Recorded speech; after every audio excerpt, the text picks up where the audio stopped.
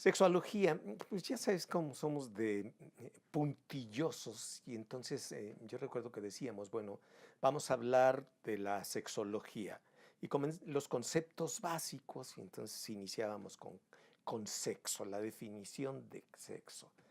La definición de sexo que tanto ha cambiado, porque desde el conjunto de características físicas que establecen las diferencias entre machos y hembras de una especie, entonces, si nos quedamos con esa definición, sexología sería el estudio del sexo, es decir, algo eminentemente biológico.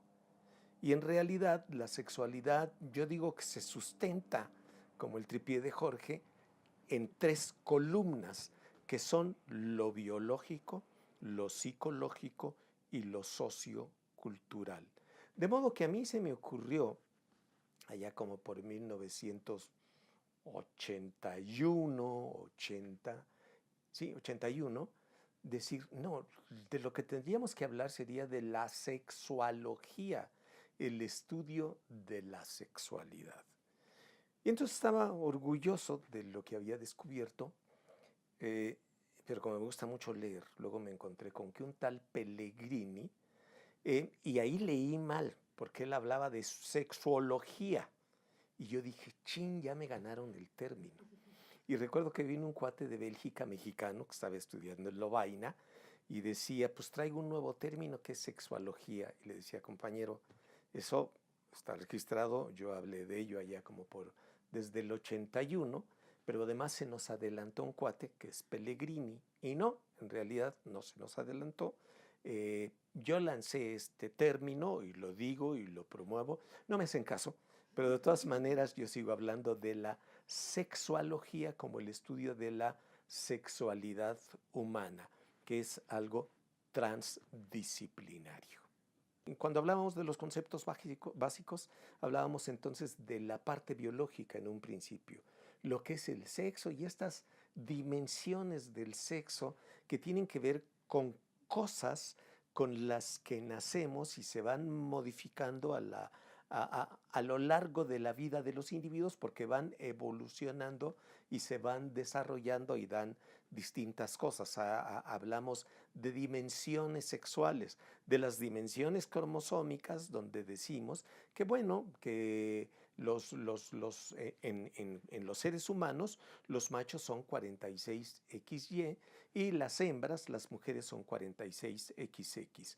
Hasta ahí estábamos en la dicotomía, en hablar de dos sexos, pero la realidad es que desde hace un tiempo estamos convencidos de la existencia de más sexos, que forcemos a los individuos a que algo así como con quién te vas, con melón o con sandía, eres hombre o eres mujer, ese es otro rollo. Pero hay individuos que son XXX o XYY o XXY o X0 y son seres humanos, son otros sexos que en la actualidad todavía no son aceptados fuera del ámbito de la sexualogía. Pero esas son cuestiones biológicas. Los seres humanos tenemos hormonas y antes hablábamos de hormonas masculinas y hormonas femeninas. La realidad es que tenemos las mismas hormonas, pero en cantidades diferentes. Y nos vamos a topar con cosas distintas. Hay cuestiones como que las niñas hablan antes y mejor que los niños. Hay quien dice que se quedan así para toda la vida. Y sí, en realidad las mujeres tienen un mejor dominio del lenguaje que los hombres, pero todo esto pareciera estar muy relacionado con lo biológico. Estas son unas partes de lo biológico. Pero hay una parte psicológica de esto que tiene que ver con la sexualidad, que se relaciona con la forma como piensan las personas. Yo creo, se me hace, que es mucho del ámbito psicológico y que se roza mucho con lo sociocultural. Somos, todos los seres humanos somos animales, todos los seres humanos. No todos los animales son seres humanos, pero esta cuestión es generalizable. Entonces, somos animales, tenemos determinadas características y hay unas que nos distinguen de otros animales. No digo que nos hagan superiores, porque hay entes, hay individuos pues que persisten en las condiciones más adversas. Pensemos en los virus, entonces soy superior a los virus que puede estar un montón de tiempo sin agua. Entonces no es cuestión de superioridad, sino que tenemos diferencias que muchas están dadas por la cultura humana, porque hay animales que hay quienes dicen tienen protocultura, casi cultura. No, es bien interesante cosas, eh, por ejemplo, hablando de los elefantes son capaces de reconocer restos óseos que fueron de familiares y regresan y en una conducta antropomorfizante decimos que le rinden tributo a esos huesos, porque se encuentran huesos de otro tipo de animales, pues hasta los pueden pisar, o de otros elefantes y los evaden, pero los que son de familiares están ahí y como si les rindieran tributo. Es decir, también hay una cierta cultura. Y lo mismo con algunos, como en algunos simios, por ejemplo, los chimpancés, donde hay una subespecie muy interesante, los bonobos, que son muy interesantes, viven en grupos como de 30 a 40 individuos, ya casi no hay, porque esta civilización pues está acabando con sus nichos. Pero estos individuos que se mueven en grupos de 30 individuos que son comandados por hembras. Y ahí en situaciones que podrían resultar tensas o generadoras de ansiedad, los individuos en lugar de pelear, se acicalan, se acarician, simulan la cópula o no copulan, ¿sí? Ponen en práctica aquello que dijimos los que vivimos el 68 de paz y amor, haz el amor, no la guerra. Esos también tienen una cierta cultura. Pero bueno, hablaba de los seres humanos, que tenemos ciertas culturas, y yo digo que a los seres humanos nos crían y nos crean. Nos crían porque nos alimentan, nos nutren, nos cobijan, nos cuidan, nos protegen, pero nos crean porque nos dan las reglas del juego. Los niños pueden hacer esto, las niñas deben hacer esto. Y hay cosas que no se permiten que se hagan. Cambia de cultura en cultura, de tiempo en tiempo. Pero con respecto a la sexualidad, también hay grandes diferencias. Por eso digo que la sexualogía está sostenida en estas tres columnas de lo biológico, lo psicológico y lo sociocultural, interrelacionadas estrechamente.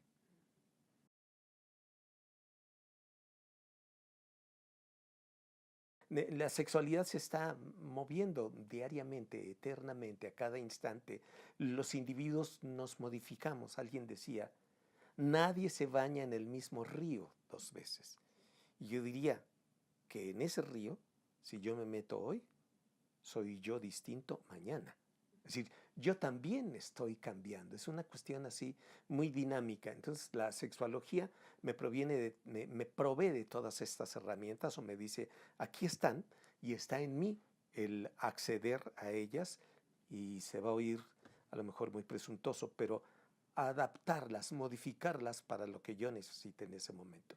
Y la terapia sexual se refiere a un tipo de intervención entre individuos en el que viene alguien con una problemática, con algo que considera que es una problemática para ella misma, o a lo mejor le traen, porque le dicen, esta interacción que tenemos me está fastidiando y quieren hacer algo al respecto. Entonces, yo desde acá, consideran que soy un experto, yo desde acá entablo la comunicación y te voy a hablar de lo que hago en la terapia. Le escucho, trato de establecer un contacto respetuoso en el que podamos fluir. Les pido permiso para tutearles, aunque yo sea más viejo, eso no importa. Como establecer un puente de confianza que no es sencillo, porque la gente viene a hablar con un mono viejo de cuestiones que no le ha soltado a nadie, a veces ni a sí mismas, y es algo que hay que ganarse la confianza de la gente. Pero me percato que muchas veces mi estilo de relación, de terapia, consiste en amplificar sus pensamientos, en repetirle las cosas, que se escuche esa persona a sí misma y va descubriendo cuestiones. A veces sí tengo que intervenir y decir, bueno, pues se puede tratar de esto, tenemos que recurrir a estas cuestiones. Pero mucho de la terapia, de lo que yo hago, es escucharnos, reflejarles, amplificarles y que se percaten de que hacen cosas. Jean-Paul Sartre decía, estamos condenados a la libertad, y lo interpreto como que cada quien es responsable de lo que hace, pero como que no lo captamos mucho, como que es más fácil culpar a las otras personas de lo que a mí me acontece. Y en el ámbito de la terapia sexual creo que es esencial, medular, fundamental, que yo me dé cuenta de que muchas de las cosas que hago tienen consecuencias que inciden sobre mi desempeño sexual. Y estoy hablando de lo sexual, pero la terapia sexual desde mi perspectiva es mucho más amplia.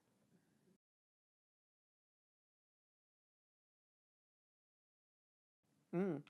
Una gran cantidad de gente viene, en el caso de los varones, cada vez con más frecuencia por esto que se denomina eyaculación precoz, que yo en un primer tiempo hablé de discontrol eyaculatorio 1 y discontrol eyaculatorio 2 cuando se tardaban, porque desde mi perspectiva, que coincide o está influida por Helen Singer Kaplan, hay individuos que no controlan la eyaculación. Si bien la eyaculación es un reflejo, puede ser controlada. Entonces, el eyaculador precoz, para decirlo rápidamente, es un individuo que no siente.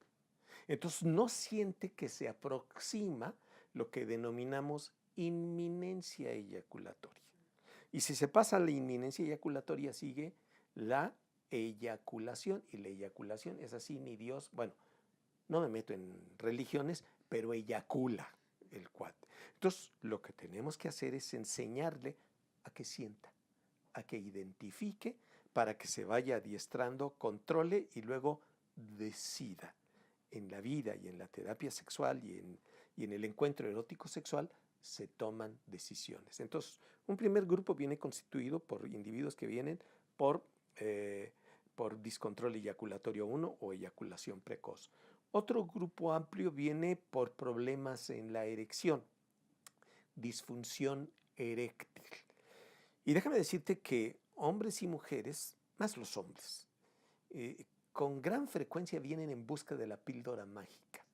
Ojalá, dirían los desprestigiados musulmanes, tenga yo algo así muy concreto, me den una pastillita y me alivie. Hay medicamentos, y aquí también es bien interesante la cuestión del género. Hay muchos medicamentos farmacológicos para atender las disfunciones sexuales masculinas. Casi nada sobre las disfunciones sexuales femeninas, ¿sí? Pero esto sí hay. Y entonces, en cuestiones de la disfunción eréctil, antes se hacían un montón de cosas que iban desde remedios afrodisíacos, yaca, es una fruta muy bonita, no sé si la conocen, si se van al mercado de Medellín, es como la fruta del árbol del pan, como una guanábana gigantesca y se dice que es afrodisíaca, o si se van a Veracruz, se van a Catemaco y entonces piden tegogolos, son caros, unos camarones endémicos de ahí, y entonces los afrodisíacos funcionan muy bien la primera vez, la segunda vez ya no tanto. Después hubo bombas de vacío, hubo inyecciones en el pene, hasta que surgieron fármacos que eran tomados y el individuo, si tenía una aproximación erótico-sexual, entonces podía tener una erección, dependiendo de la problemática que existiera. Pero muchos dijeron, bueno, se toma la pastillita, se le para, tiene relaciones y hasta luego. Y una gran cantidad de mujeres mencionaron, externaron la preocupación de que esto se mecanizara y menos se tomara en cuenta el desempeño, el disfrute femenino, porque el cuatito pues ya tenía su erección. Aquí en la terapia sexual que te decía, había visto lo sexual, lo de la respuesta sexual, para mí es mucho más amplia porque implica otro individuo. La inmensa mayoría de las veces la gente tiene relaciones o tiene actividad erótico-sexual con otra persona, al menos. Entonces, si tiene una pareja estable, para mí lo ideal es que venga la gente en pareja. La persona que tiene una problemática erótico-sexual eh, tiene la autoestima baja, se siente muy ansiosa y quiere lucirse. Y querer lucirse implica que se tense, que tenga ansiedad de desempeño, decíamos, en el ámbito de la terapia sexual. Y entonces cuando viene aquí y dice, quiero que me atiende por favor porque me fallan las erecciones, no quiero que se entere mi esposa, entonces ¿cómo le voy a hacer? Se está creciendo la tensión. Me va a dar una pastillita que la voy a ocultar y me la voy a tomar. Ansiedad, ansiedad, ansiedad. Si se le convence y trae a su pareja y se habla de que tiene una problemática susceptible de ser experimentada por todo mundo, entonces puede bajar la ansiedad. Y también se trabaja con la pareja, porque ella al desconocer va a pedir, va a reclamar o va hasta a exigir. Pero si ya está en un proceso terapéutico, la cosa se puede suavizar. No obstante, hay individuos que prefieren venir sin la pareja y se puede trabajar, se puede intervenir, pero no es lo ideal, digamos, ¿no? Entonces, también en las cuestiones de la terapia sexual, pues vemos que la perspectiva de género incide y lo hace de manera por demás importante.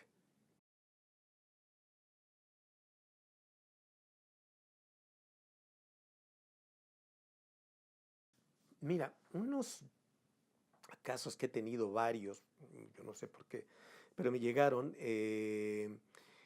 técnicamente se conocen como matrimonio inconsumado. Y se refiere a que el varón no ha penetrado vaginalmente a la mujer. Eso es lo que quiere decir. No obstante, yo prefiero hablar de coito no consumado, ¿sí? Porque a lo mejor son novios y sí he tenido novios. Esto también lo mencionó antes que yo Ana Meli Monroy de Velasco, ya hablaba de ello.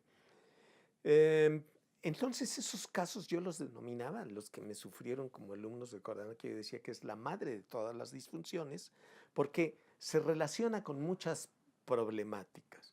El caso clásico es el de la mujer que tiene miedo a ser penetrada, porque considera, cree, está segura de que le va a doler. Y entonces lo que hace es que se cierra en el más amplio sentido de la palabra. Se cierra y recula en el más amplio sentido de la palabra también. Se junta mucho esto del coito no consumado o del matrimonio inconsumado con lo que es el vaginismo. El vaginismo se refiere a la contracción involuntaria, dolorosa, del tercio externo de la vagina. Eso impide que haya penetración. Eso es lo que acontece. La mujer, aunque ame mucho al hombre, aquí en este caso es de parejas heterosexuales forzosamente, aunque ame mucho al hombre, no va a aceptar ser penetrada. Y puede haber caricias y puede haber besos y ella puede estar muy, muy excitada y cuando aquel se va acercando peligrosamente para ella, cierra las piernas, las cierra con mucha fuerza y no hay poder humano que lo pueda evitar. Además, el cuate tampoco quiere dañar a su pareja. Y entonces eso se va suspendiendo en el tiempo. Tan se va suspendiendo en el tiempo que la pareja más longeva que yo atendí con éxito, bueno, todas han sido con éxito, fueron 19 años. 19 años casados y nunca había sido penetrado. Pero uno de los que más me conmovió fue una pareja, abogados, que tenían 9 años de casados. Entonces, pues uno les pregunta al final de la primera entrevista, bueno, ¿y qué quieren ustedes? Y él dijo, queremos resolver estas cuestiones, queremos consumar el matrimonio, eran abogados, consumar el matrimonio y después nos vamos a divorciar.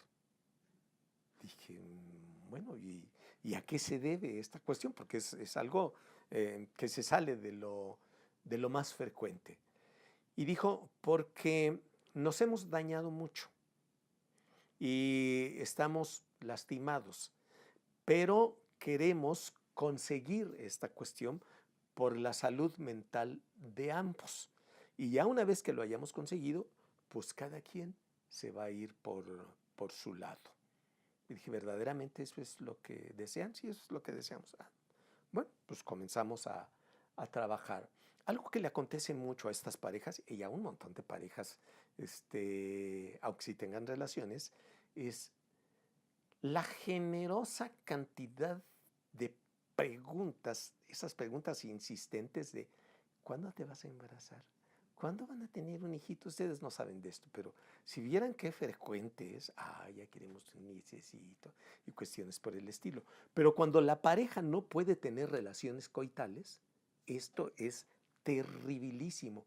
¿Cuándo, cuándo, cuándo? Y ellos, no, pues pensamos hacerlo hasta después y cosas por el estilo.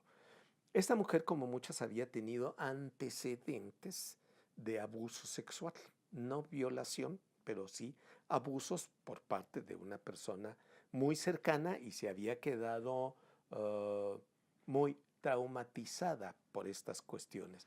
Pero además había sido aderezado por esas pláticas tan ilustrativas en la familia de que la primera relación te va a doler, no tienes idea, y sangras que Dios bendito. Además, cuando las mujeres paren casi se mueren y una gran cantidad de mujeres mueren en el parto y entonces tenía todo este peso aquí.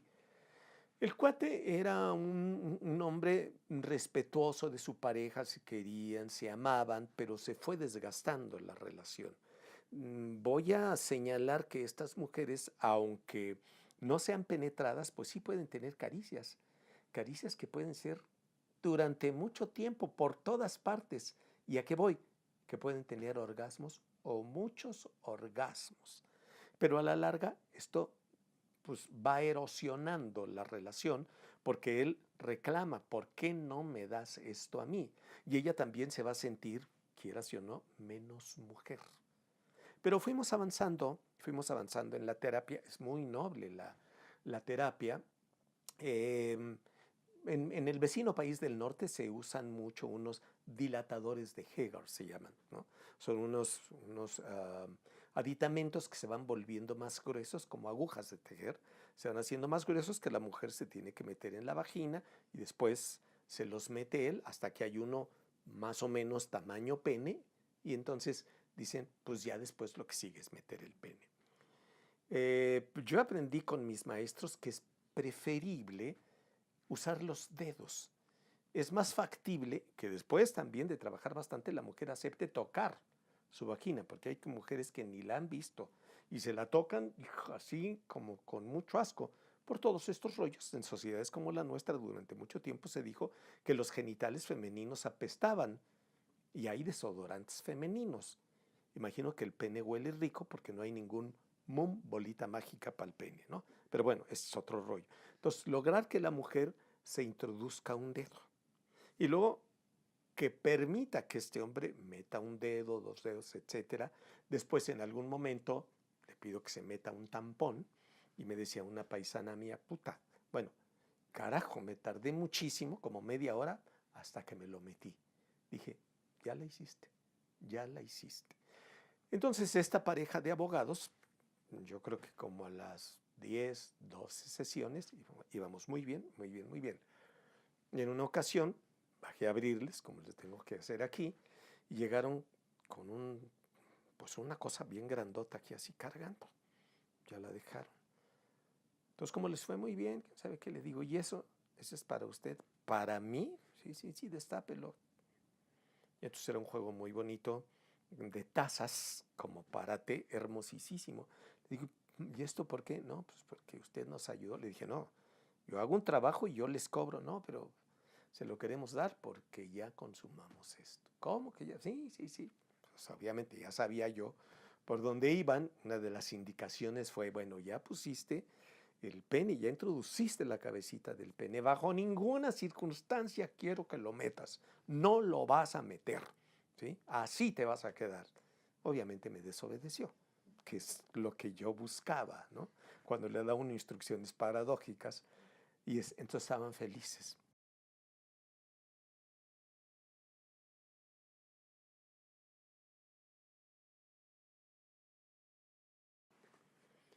Sex Populi me permitió poner en negritas muchas de las cosas que había considerado. Hábilmente la editora lo dividió en secciones y puso una de disfunciones del erotismo. Es decir, algo falla en la actividad erótico-sexual de las personas que les fastidia.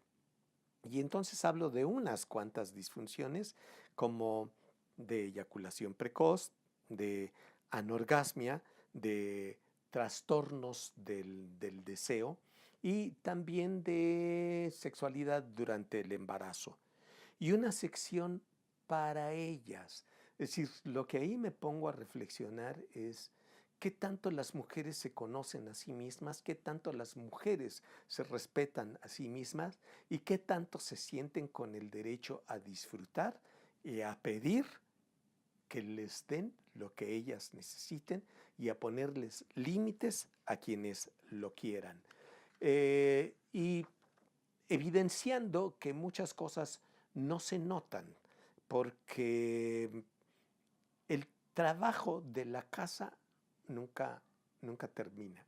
Mi esposa Guadalupe Azuara dice, si de veras nos lo pagaran, seríamos millonarias. Y María Eugenia Llamas Latucita me decía, Paco, ese es el trabajo invisible, solo se nota cuando no se hace.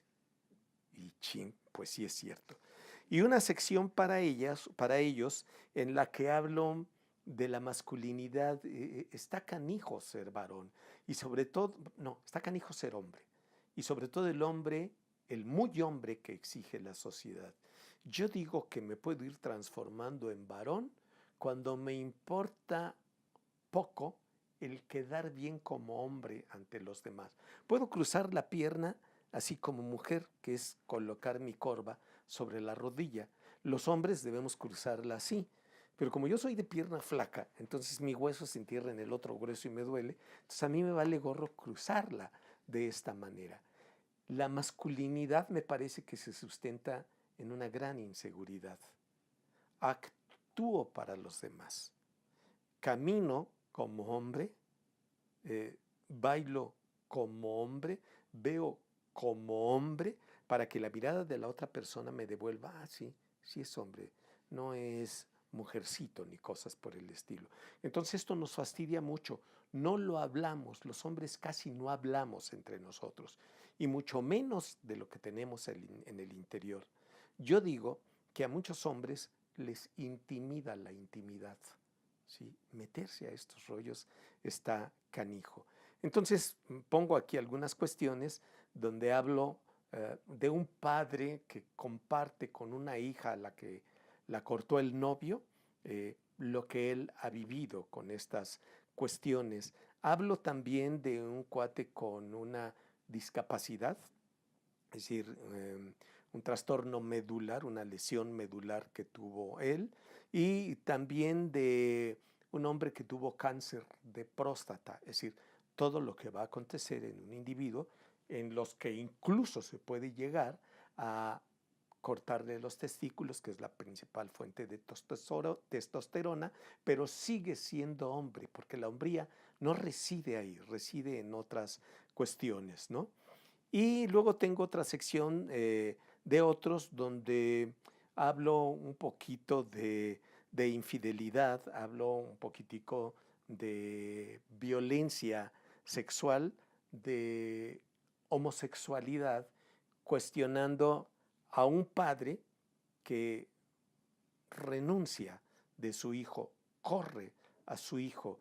Y ahí eh, yo decía, porque mi libro lo comienzo, pues ya sabes que me gusta hablar como en los ranchos, como con cuentos, como con anécdotas, Y en el hijo se queda muy impactado porque dice, de repente me di cuenta de una frase que yo veía los Viernes Santos cuando nos plantaban frente a la televisión a ver una película, todo el mundo vio, se llamaba El Mártir del Calvario, dice, y había una frase del crucificado, ¿sí?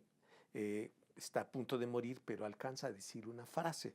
Y la gente dice, es esa de, Padre, perdónalos porque no saben lo que hace, pero no es esa la que le impacta a él. La que le impacta a él, que en realidad me impactaba a mí, es que decía, Padre, ¿por qué me has abandonado? Puta, si te dice un hijo así, ¿por qué me has abandonado? Se quiere uno morir. Entonces yo termino diciendo, ¿por qué quieres a tus hijos? ¿Por qué? Porque es algo que casi no hacemos. Y hablo también de la masturbación, y le nombro de vicio a la terapia, porque fue considerada durante mucho tiempo como vicio, pero como bien sabes, lo usamos en terapia. Este es el libro de Sex Populi y debo ya de terminar un libro que llevo como 5 años escribiendo, lo que es sobre sexualidad y discapacidad, porque día a día aparecen más cosas y ahí también el trabajar con personas con distintas discapacidades me ha enseñado muchísimo. No inspiracional, porque las personas con una discapacidad tienen una discapacidad y y al igual que nosotros, pues tú y yo tenemos que usar lentes. Ahorita me los quité por pretencioso y por descansar un poquitico de ellos. Pero si no traigo lentes, con el debido respeto, veo puros bultos, ¿sí? Pero tengo que hacer algo, traiga o no traiga lentes. Y entonces la gente con discapacidad va a hacer algo con esa sexualidad. Y con eso que tenga, va, tiene la potencialidad de tener encuentros eróticos sexuales. Sin embargo, nos falta educar a la sociedad que vea, bueno, yo digo, no vemos a los ciegos.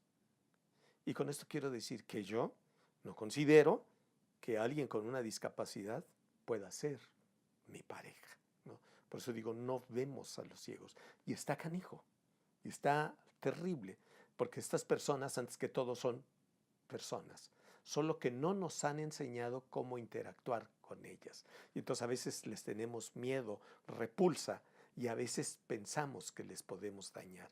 Creemos que no se les antoja lo de la cuestión erótica sexual. Bueno, quédese usted 2, 3 meses sin tener relaciones de ningún tipo, no se toque y ya me contará si se antoja o no se antoja. Entonces quiero terminar ya ese libro y publicarlo, aunque después tenga que poner otra segunda parte, pero mis obsesividades a veces no me lo permiten.